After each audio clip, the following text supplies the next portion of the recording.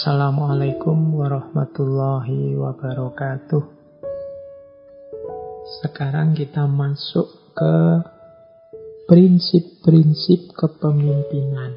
Nah, setelah ini kita akan ngomong banyak sekali pandangan-pandangan Aristoteles yang penting dijadikan prinsip oleh seorang pemimpin.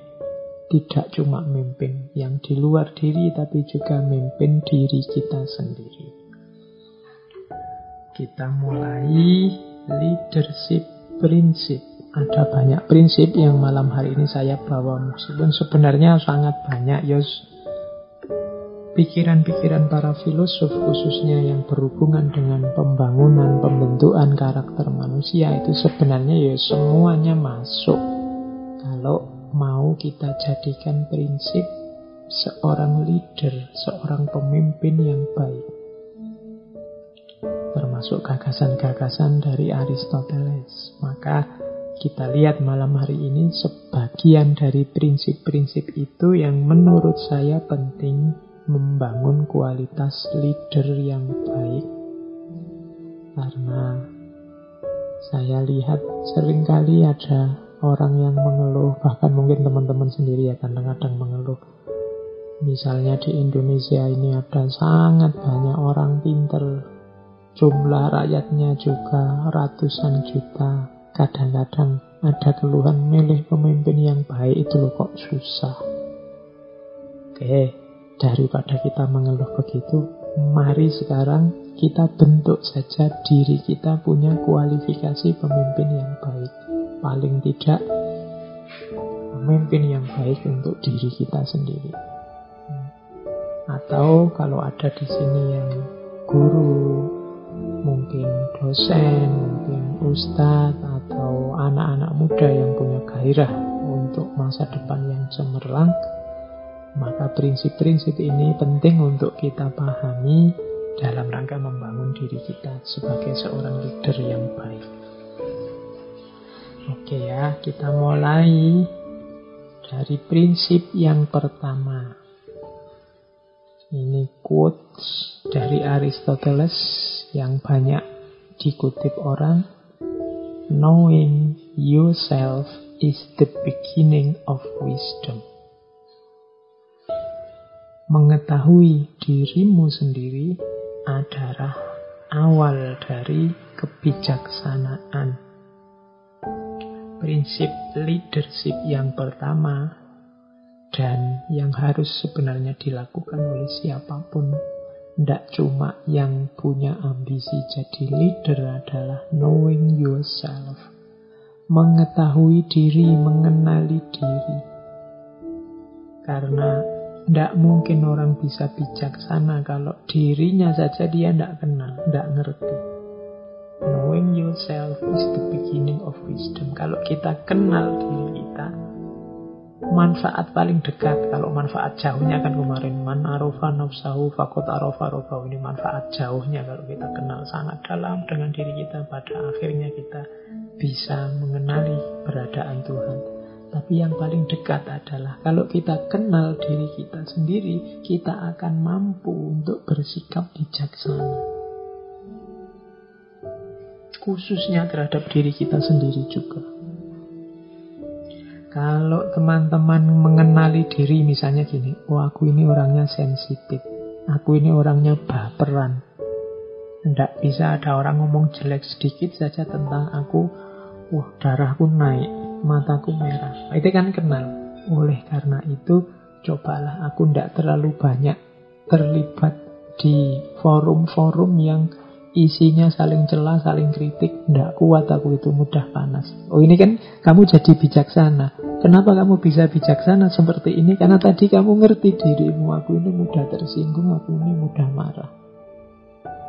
Berarti terus dia mengambil kebijaksanaan untuk menjauh dari hal-hal yang mungkin membuatnya tersinggung. Nah ini prinsip pertama seorang pemimpin. Dia harus kenal dirinya sendiri. Oh aku ini lemah, mudah dihasut, mudah diprovokasi. Berarti caranya begini, aku akan nyari orang yang baik-baik saja, yang aku percaya bahwa dia tidak akan punya motif jelek terhadap diriku, inilah nanti yang akan aku jadikan pembantu-pembantuku. Karena aku ini orangnya mudah diprovokasi. Nanti kalau yang diangkat orang yang tidak cocok, tidak pas, wah mesti aku nanti kena provokasi. Nah ini kebijakan ini diambil. Kenapa? Karena tahu siapa aku. Atau oh enggak, aku ini orangnya kuat. Aku ini tidak mudah dipengaruhi, keputusanku tegas. Jadi kalau aku bilang A ya A, B ya B. Karena aku modelnya semacam ini, tidak apa-apa lah aku nyari pembantu-pembantu yang pinter-pinter. Meskipun yang pinter ini mungkin ada yang curang, ada yang culas. Aku bisa mendeteksi kok, aku kuat kok. Nah itu karena kenapa dia bisa begini? Karena dia tahu dirinya. Maka knowing yourself is the beginning of wisdom. Kenali diri. Sebenarnya ya mengenali diri tidak nunggu kalian jadi pemimpin. Pemimpin tidak pemimpin, kalau ingin hidupmu beres ya harus knowing yourself. Mengenali diri. Gnosis authon. Kenali dirimu. Katanya Socrates begitu. Prinsip pertama ya teman-teman, para calon pemimpin harus mau muhasabah, harus mau belajar. Pertama-tama belajar tentang dirinya sendiri. Siapa aku? Apa ciriku? Di mana kelemahan, di mana kelebihanku? Prinsip pertama. Terus, prinsip kedua. We are what we repeatedly do. Excellence then is not an act, but a habit. Diri kita ini adalah apa yang kita lakukan berulang-ulang. Kesempurnaan oleh karena itu bukanlah sejenis tindakan, tapi satu kebiasaan. Ini di depan tadi sudah kita jelaskan. Kalau ingin jadi pemimpin yang baik, bentuklah karakter diri atau habit kita jadi orang yang baik. Berarti siapa kita itu tergantung habit. Dan apa itu habit? Habit adalah apa yang kita lakukan berulang-ulang. Maka katanya Aristoteles, we are what we repeatedly do. Kita itu apa yang kita lakukan berulang-ulang. Jadi kesempurnaan itu bukan pas kita melakukan apa, tapi apa yang kita lakukan berulang-ulang. Yang istiqomah ngaji, berarti kan ngaji yang berulang-ulang. Itu akan jadi habit kita. Karena ngaji itu baik, berarti kita sedang membentuk diri jadi orang baik. Yang istiqomah sholat malam. Nah, ini berarti dia melakukan sholat malam secara kontinu berulang-ulang. Karena sholat malam ini kebaikan, berarti apa? Dia sedang membentuk dirinya dan dirinya akan terbentuk jadi orang baik. Nah, mulai sekarang ayo teman-teman dimuhasabahi dirinya. Ada ndak kebaikan yang kita istiqomahkan? Itulah dia yang nanti akan jadi kunci karakter kita. Dia akan jadi habit. Makanya setiap kali mulai ngaji, sering sekali saya tekankan untuk ayo kita istiqomah ngaji dong. Kenapa? Karena ngaji kan ini baik.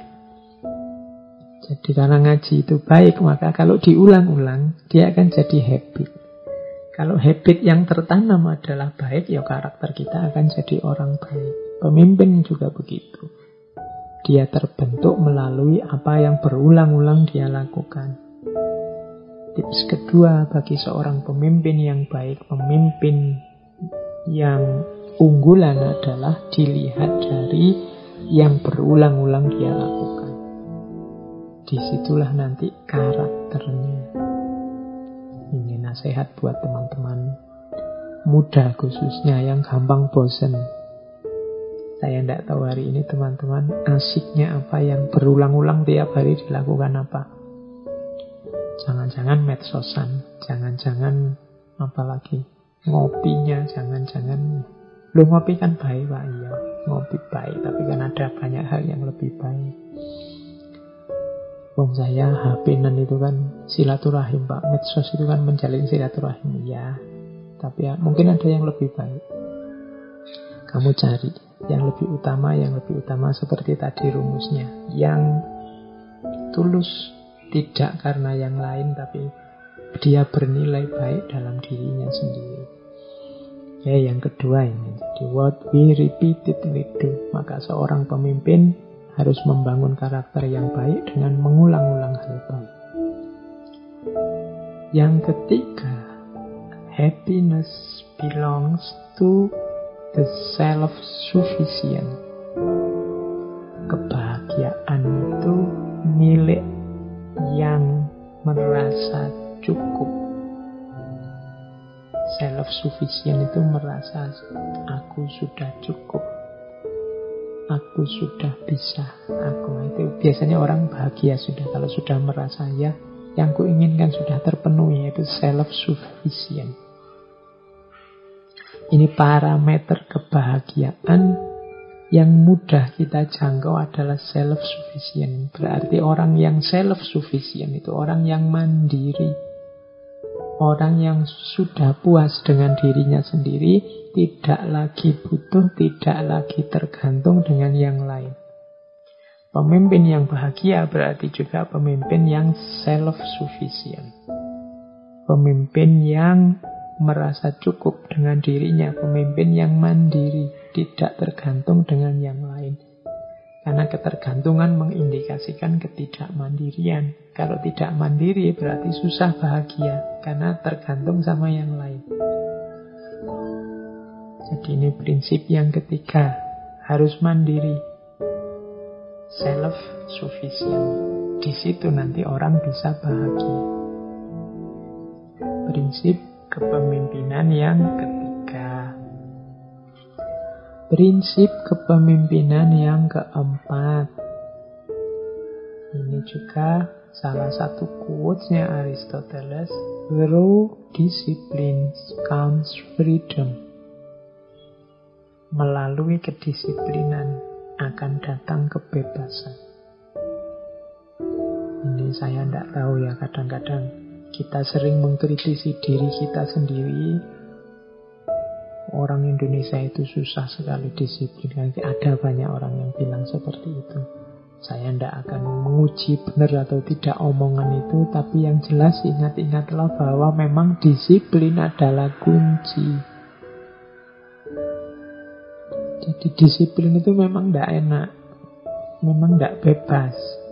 Karena disiplin itu kan kita harus A, harus B, harus C, urut, kemudian tertib, kemudian sesuai aturan, kemudian di arah yang sudah ditetapkan, itu namanya disiplin.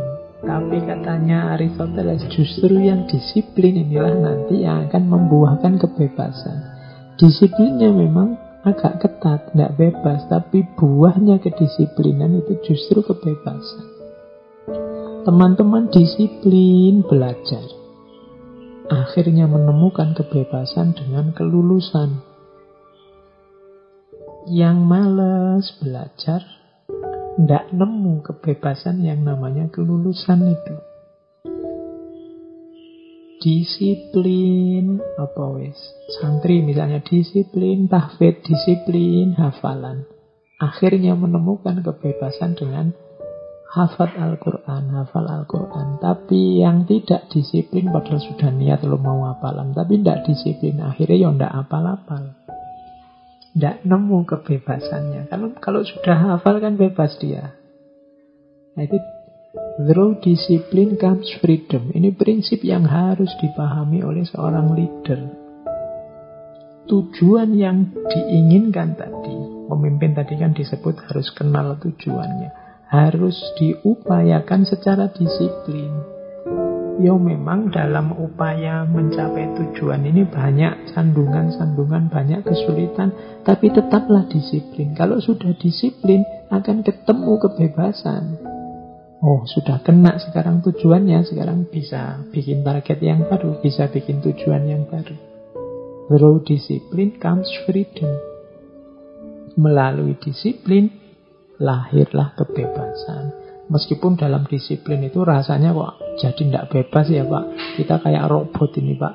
Kita sengsara ini Pak. Kita susah. Loh iya, fasenya memang fase masih berjuang.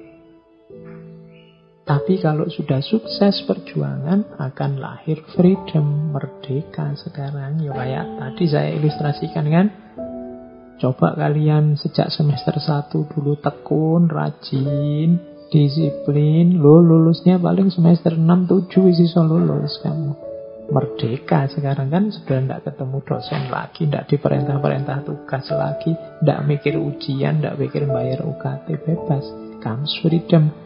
Tapi karena kamu tidak disiplin sejak awal, kuliah males, dikasih tugas tidak pernah dikerjakan, akhirnya tidak lulus kuliah karena tidak disiplin, tidak ketemu yang namanya freedom. Pemimpin juga harus ngerti logika ini.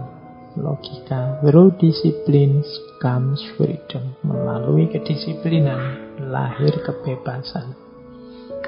Ya disiplin itu memang sumpek, tapi kalau tujuannya terpenuhi, di situ ada kelegaan yang luar biasa. Prinsip kelima. Hope is a walking dream. Harapan adalah mimpi dalam kondisi jaga. Ya setiap orang kan punya mimpi. Cuma istilah mimpi ini kan bagi orang yang tidur. Kalau bagi orang yang bangun namanya bukan mimpi tapi harapan. Cita-cita, keinginan. Jadi seorang pemimpin harus punya harapan. Harus optimis dengan cita-citanya. Banyak orang bilang kita harus berani bermimpi. Ya cuma kalau mimpi kan dari orang yang sedang tidur. Kalau dari orang yang sedang bangun namanya bukan mimpi tapi berharap, bercita-cita. Seorang pemimpin harus berani berharap, berani bercita-cita. Pemimpin tidak boleh pesimis. Saya tidak yakin negara kita ini bisa maju, bisa sukses. Saya tidak yakin lembaga kita ini bisa jaya, bisa. Kalau pemimpinnya sudah tidak punya harapan, ya apalagi yang dipimpin. Pemimpin harus mencerminkan sosok yang penuh harapan. Sosok yang punya cita-cita besar. Bahkan tidak sekedar cita-cita, tapi cita-cita yang besar. Kalau sekedar cita-cita kecil ya kurang manfaat dalam posisinya sebagai seorang pemimpin. Pemimpin itu ya memang harus agak muluk. Target itu kan harus tinggi. Makanya katanya Bung Karno, gantungkan cita-citamu setinggi langit di bintang-bintang. Cita-cita harus tinggi. Kalau cita-citamu pendek saja, ya kamu tidak akan bisa lebih dari itu. Di bawahnya mungkin. Kalau kamu cita-citanya presiden, ya kamu mungkin jadi presiden atau di bawah-bawahnya sedikit. Karena kamu kan berjuang untuk jadi presiden. Tapi kalau kamu cita-citanya hanya jadi jabatannya RT atau RW misalnya, cukup saya Pak RT saja. Ya, kamu mungkin jadi RT tapi bisa juga di bawahnya. Lebih dari itu kan tidak mungkin, kamu targetnya cuma RT. Kalau sudah jadi RT kamu sudah puas. Ya meskipun jabatan RT bukan berarti tidak mulia, sangat mulia. Tapi gantungkan cita-citamu setinggi langit, setinggi mungkin. Hope. Nah ini tipe leader yang bagus, yang baik. Punya harapan. Kalau pemimpinnya sudah hopeless tanpa harapan, atau tidak bisa diharapkan, ya ganti yang lain yang punya harapan. Prinsip kelima. Sekarang prinsip keenam. Prinsip keenam ini mungkin nyindir kita. He who cannot be a good follower cannot be a good leader. Ia yang tidak bisa menjadi pengikut yang baik tidak akan bisa menjadi pemimpin yang baik.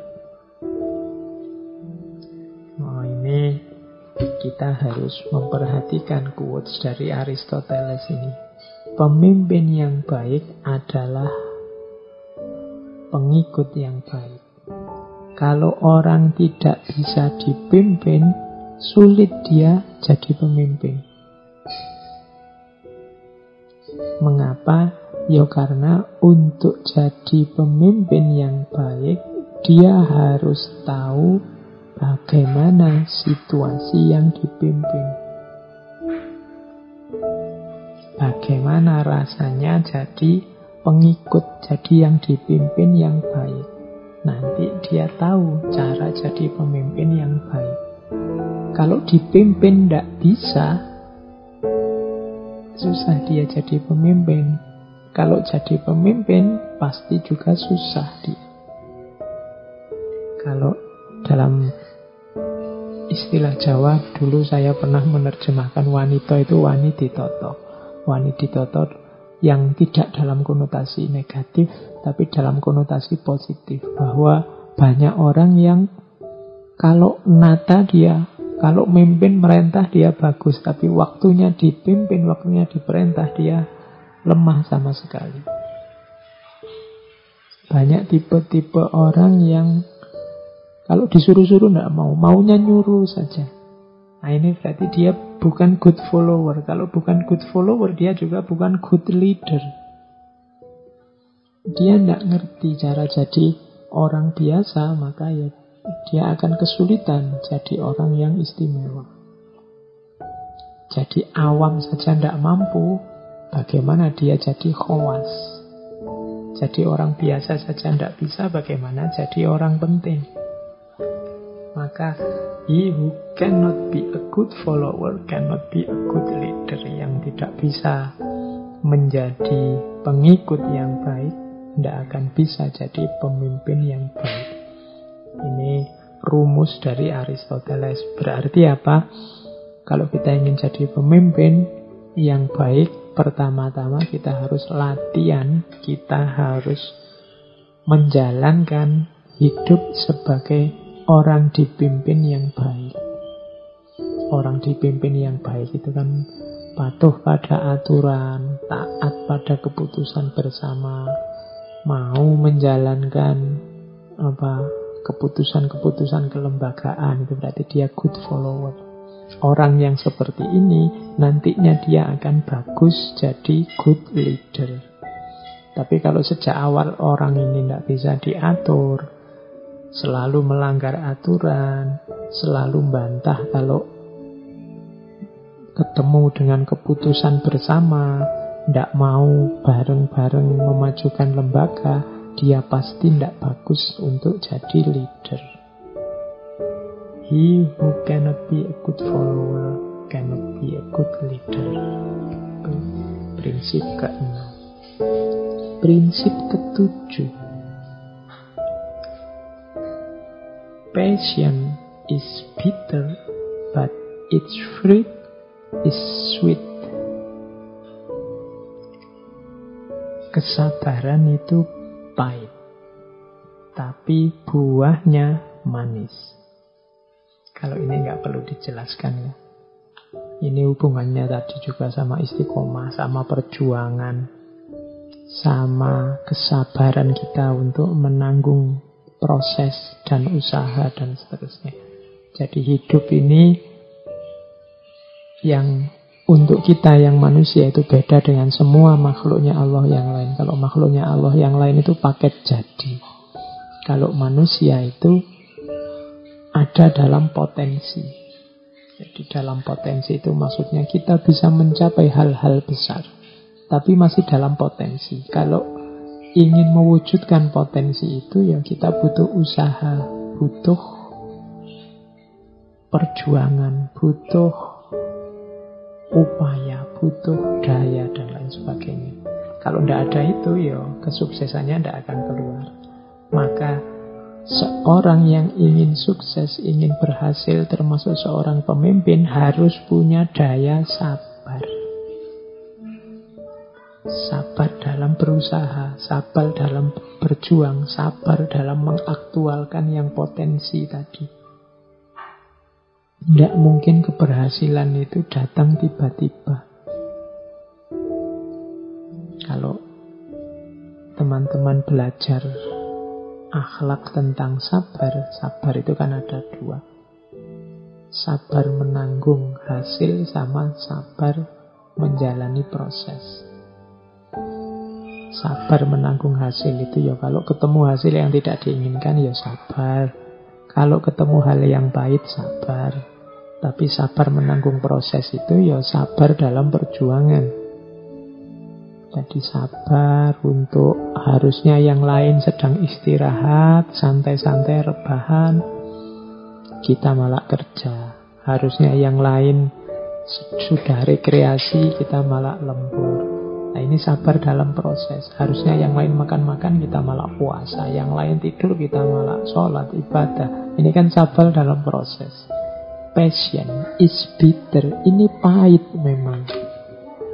Tapi jangan lupa, hanya yang puasa yang menemukan buka puasa. Jadi hanya yang mau menanggung kepahitan inilah nanti yang akan menemukan kemanisannya hidup, buah yang manis. But its fruit is sweet. Sabar itu pahit, tapi buahnya manis. Kalau teman-teman ingin hidup yang meningkat, yang ketemu buah yang manis-manis, ya harus mau menanggung proses yang pahit. Kalau ingin enaknya sendiri terus, ingin nyaman terus, ya ndak ketemu-ketemu buah yang pahit, yang manis tadi. Kenapa kita ndak mau rasa pahit? Kalau ndak mau minum obat yang pahit, ya sakit kita ndak akan hilang. Jadi seorang pemimpin harus punya kesabaran dalam proses. Mungkin dalam perjuangan itu dikritiki orang, diserang kiri kanan, ya sabar. Karena perjuangan ini ya memang tidak mudah. Ada naik turunnya, ada hal-hal yang harus dikorbankan. Mungkin ketemu nyinyiran-nyinyiran, ya enggak apa-apa. Nanti kalau sudah berhasil kan buahnya manis. Seperti ceritanya Nabi Nuh waktu membangun perahu. Nabi Nuh itu basicnya bukan tukang kayu, tapi oleh Allah diperintah bangun perahu, ya dibangun pelan-pelan.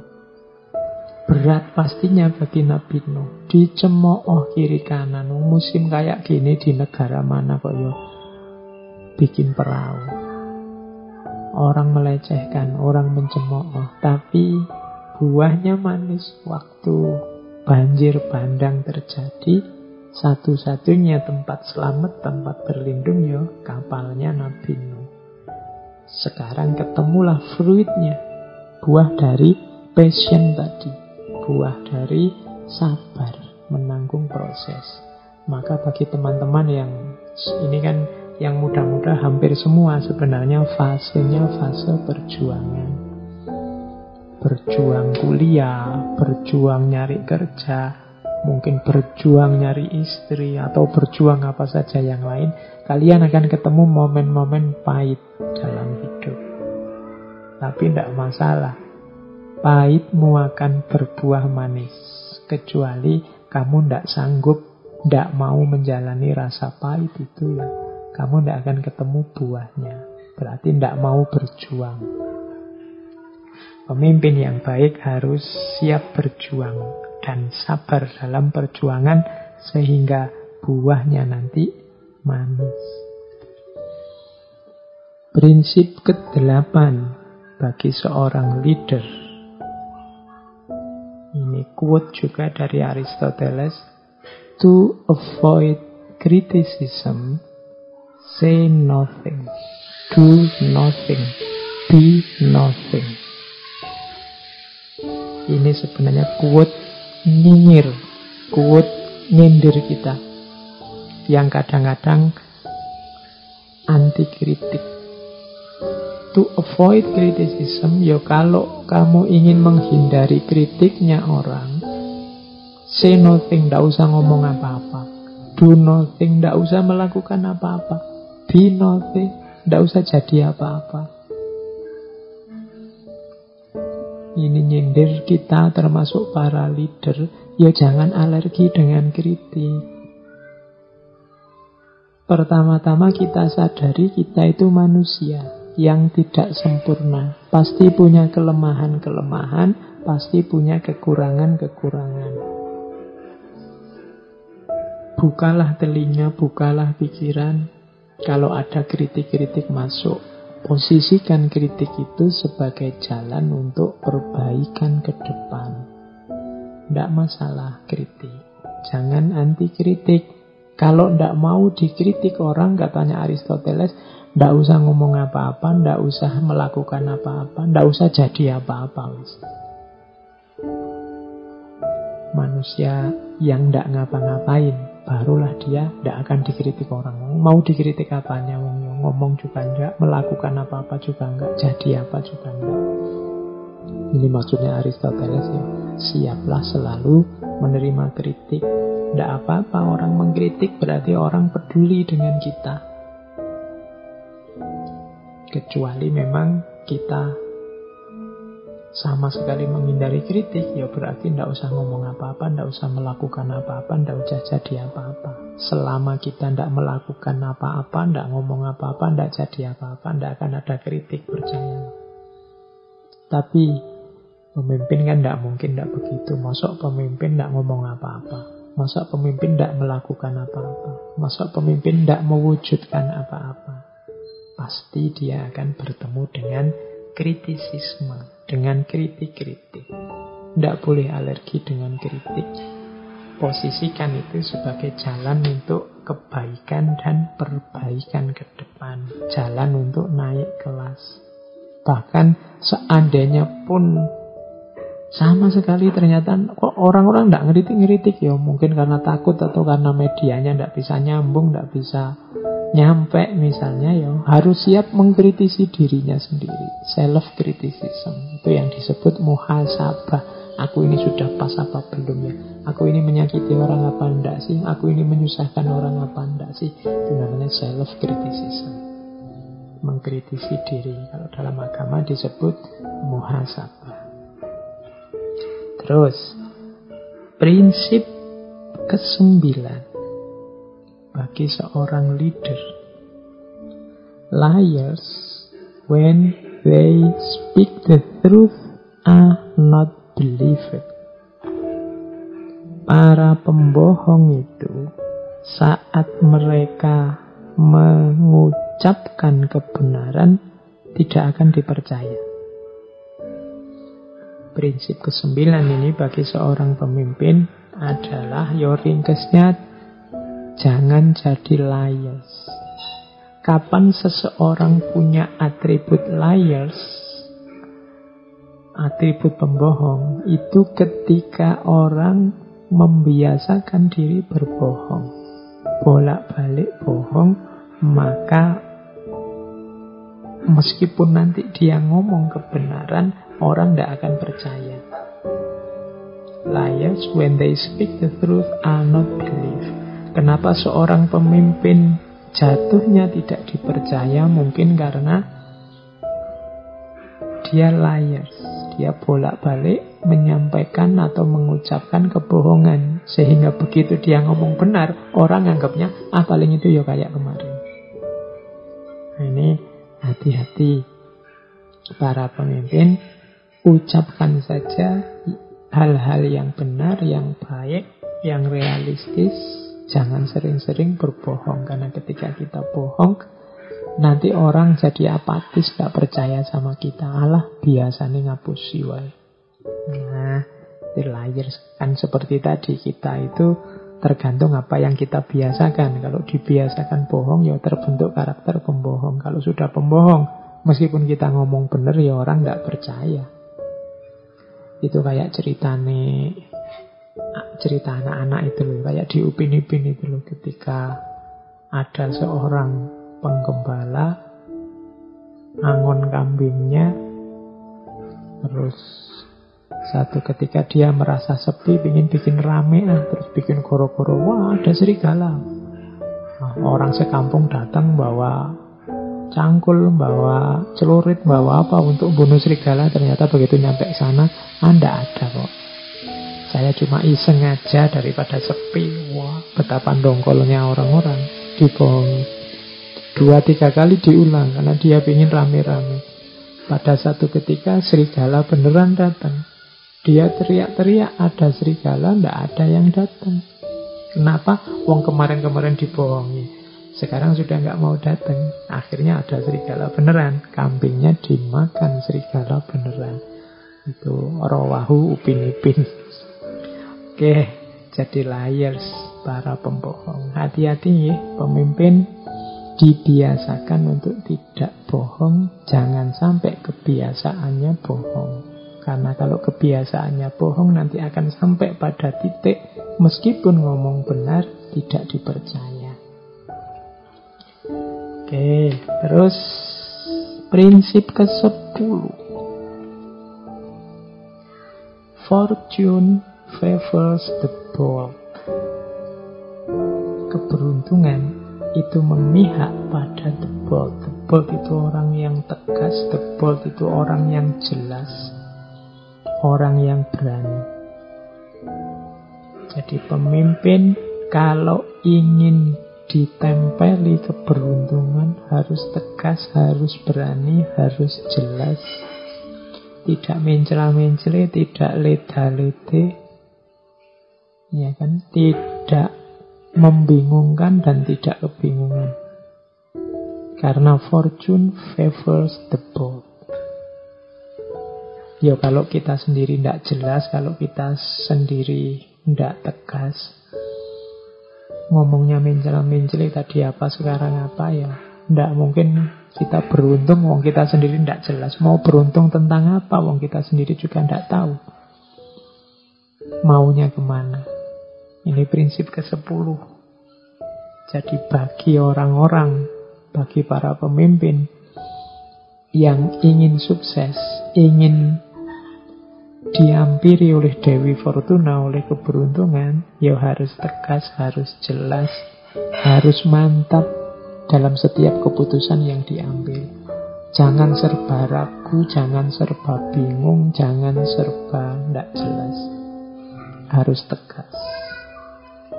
Tegas itu berarti memudahkan yang dipimpin, juga memudahkan dirinya sendiri, dan ternyata juga mengundang keberuntungan. Fortune favors the bold. Prinsip ke-10 bagi seorang pemimpin. Ini prinsip ke-11. Menurut saya lanjutannya tadi, fortune favors the bold. Likely impossibility is always preferable to an unconvincing possibility.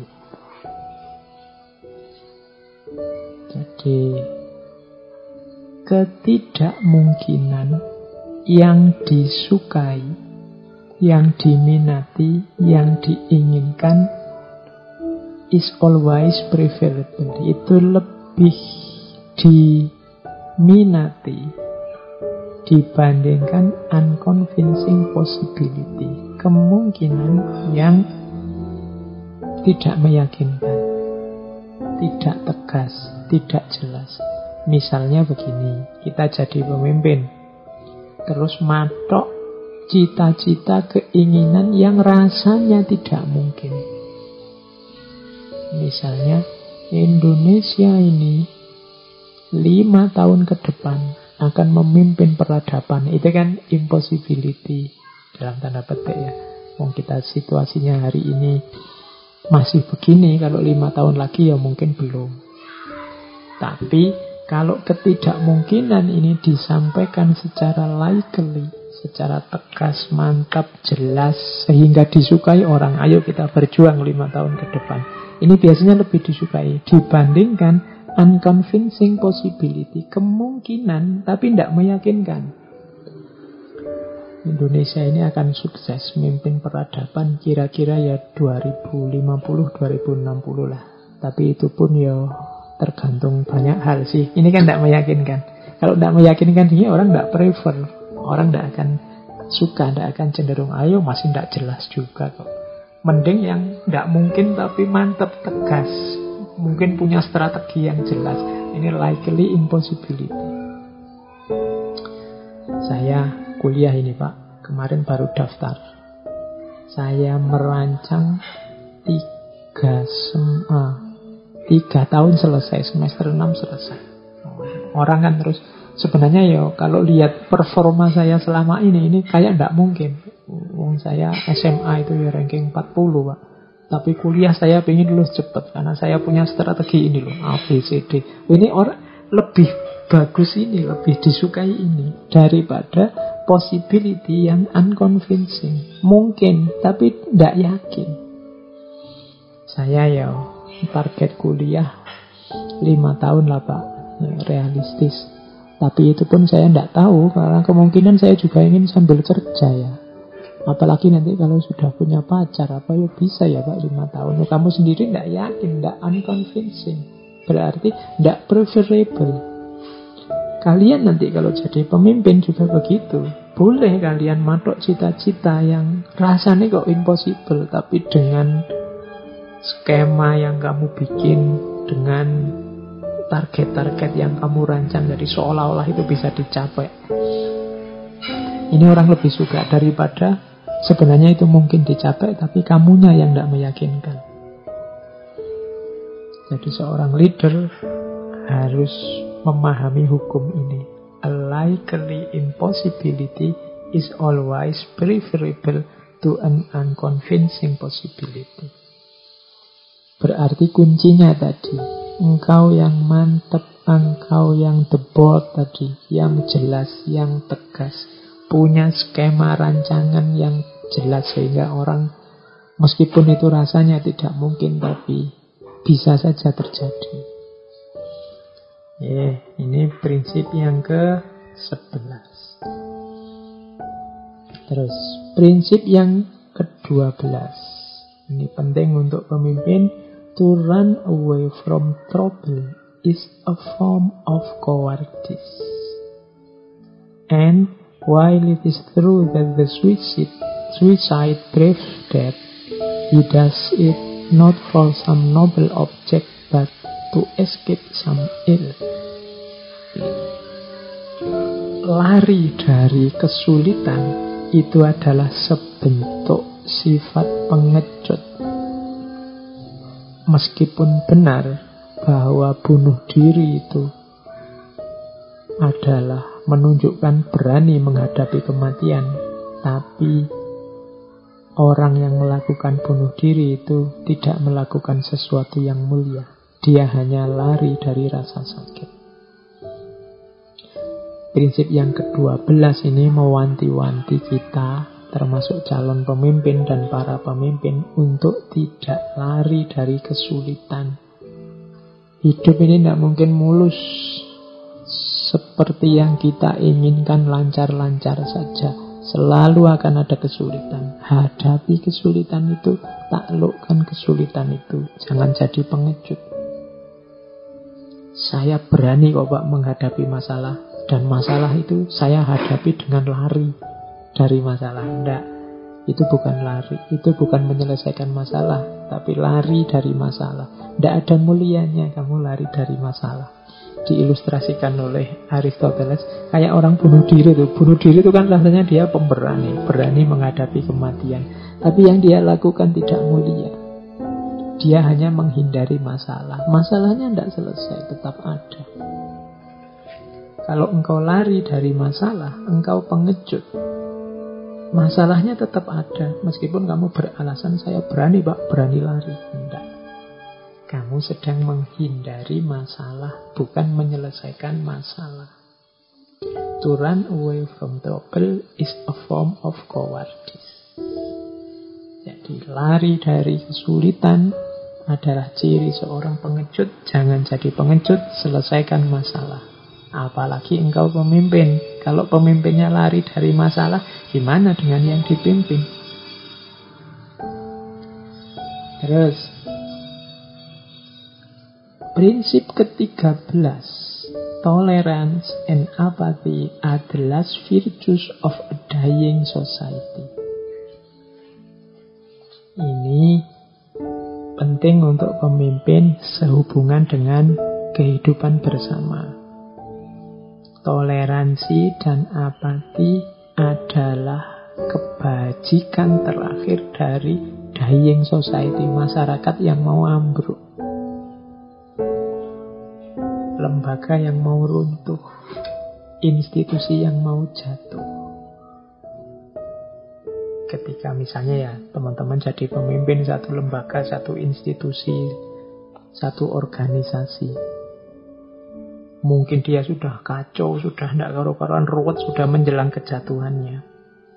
Penopangnya sebenarnya tinggal dua, yaitu toleransi dan apati. Kalau ini saja tidak ada, ya sebentar lagi pasti hancur organisasi itu.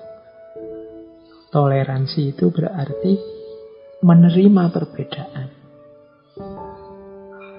Jadi toleransi itu senjata terakhir. Kenapa? Karena tidak mungkin kita menghindari perbedaan. Hidup ini plural pasti, macam-macam, baik secara individual maupun secara sosial. Hidup ini macam-macam isinya. Kalau orang tidak menerima perbedaan, menerima ada yang berbeda, ini sebentar lagi alamat society-nya akan mati. Kehidupan bersamanya akan hancur tanpa disangka oleh toleransi. Atau paling apesnya apa? Apati. Apati ini ya juga last virtus, kebajikan terakhir. Apati itu sebenarnya makna letternya cuek. Sudahlah, suka-sukamu lah kamu mau apa, asal kita tidak saling ganggu. Itu apati. Lana a'maluna walakum a'malukum lakum dinukum waliyatin. Urusanmu, agamamu, agamaku. Nah, ini last virtus, kebajikan terakhir, termasuk toleransi. Kalau dua ini saja tidak ada, ya sudah. Paling ya isinya terjadi hancur masyarakat kita, konflik. Kalau bisa ya di atas itu. Kalau bisa ya tidak sekedar toleransi, tapi juga saling memahami, saling mendukung untuk hal-hal yang memungkinkan kerjasama. Tidak sekedar apati, tapi juga saling mengerti, saling memberi ruang, saling bekerja sama, dan seterusnya. Itu lebih dari itu. Tapi seandainya itu tidak ada, minimal harus ada toleransi ini. Karena dia penyangga terakhirnya kehidupan masyarakat. Pemimpin juga berarti harus mengupayakan dua hal ini. Kebersamaan tidak mungkin bisa dibangun tanpa fondasi paling dasar namanya toleransi dan apati. Ini pendapatnya Aristoteles. Terus waktunya sudah mau berakhir. Yang ke-14, it is the mark of uneducated mind to be able to entertain a thought without accepting it. Adalah ciri dari pikiran yang terdidik untuk mampu menjelaskan, mampu menikmati, entertain, mampu menghibur, mampu memetakan, mampu menjelaskan satu pikiran tanpa menerimanya. Jadi pemimpin harus punya pikiran terbuka. Pemimpin harus, kalau di situ istilahnya bukan pikiran terbuka, tapi educated mind. Jadi pikiran yang terdidik. Pemimpin itu pikirannya harus terdidik. Pikiran terdidik itu apa? Mampu mengapresiasi, mampu membaca, menjelaskan satu pikiran meskipun dia tidak menerima pikiran itu. Ya contohnya gini, misalnya kalian pemimpin, oh gagasan itu saya paham maksudnya. Gagasan itu maunya ini toh, tujuannya ke sini, targetnya ini. Tapi mohon maaf saya tidak setuju yang seperti itu. Saya punya pandangan lain yang seperti ini. Ini namanya educated mind. Dia bisa entertain a thought, dia bisa mengapresiasi, menjelaskan satu pikiran tanpa harus dia setuju menerima. Persis seperti Imam Ghazali. Imam Ghazali itu bisa menjelaskan filsafat dengan sangat baik, meskipun nanti dia mengkritisi filsafat. Nah, itu ciri dari educated mind. Pikiran yang terdidik, pikiran yang terbuka. Seorang pemimpin harus punya educated mind, pikiran yang terbuka.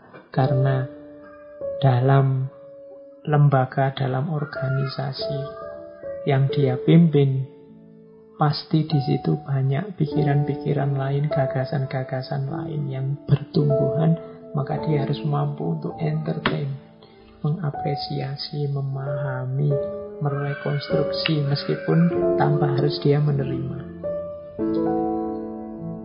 Oke, yang terakhir, prinsip yang ke-15, we make war that we may live in peace.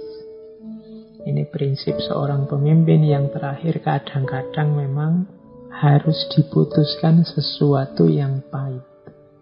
Kalau di situ misalnya perang, kita melakukan perang agar kita mungkin hidup dalam damai. Itu maksudnya apa? Kadang-kadang seorang pemimpin harus memutuskan sesuatu yang pahit, yang tidak enak. Tapi pastikan keputusan itu akan membawa dampak yang sangat positif sesudahnya. Memutuskan perang oke, tapi pastikan perang ini dilakukan demi kehidupan yang lebih damai yang akan datang. Karena memang hidup ini kadang-kadang perlu pengorbanan-pengorbanan tertentu. Seorang pemimpin harus paham hukum ini. Jangan nyari aman, nyari nyamannya saja. Tidak berani memutuskan, wah khawatir ini kalau ini saya putuskan, ini pahit ini. Kalau pahit, nanti saya tidak disukai, nanti saya tidak dipilih lagi. Nah ini berarti pemimpin yang tidak berani ngambil resiko. Tidak apa-apa, putuskan saja pahit, asal memang nanti efeknya, dampaknya adalah kebaikan yang justru lebih luas dan lebih dalam. Kadang-kadang kan harus perang. Kalau tidak berani perang, kita tidak akan merdeka. Kalau tidak merdeka, tidak akan seperti ini kehidupan kita berbangsa dan bernegara. Kalau dulu simbah-simbah kita prinsipnya adalah damai saja, serba damai, jangan perang. Perang itu kekerasan, tidak akan lahir kemerdekaan seperti ini. Seperti kita nikmati hari ini. Tapi keputusan perang diambil demi we may live in peace. Kita mungkin hidup aman, hidup bahagia untuk selanjutnya.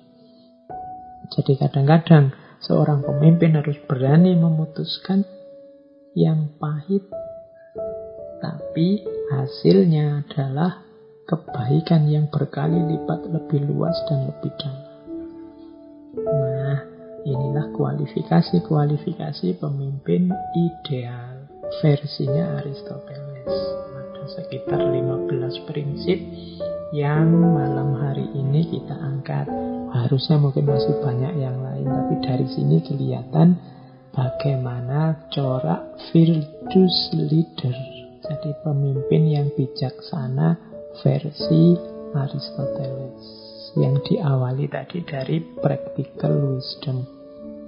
Bagaimana seorang pemimpin harus punya daya kebijaksanaan,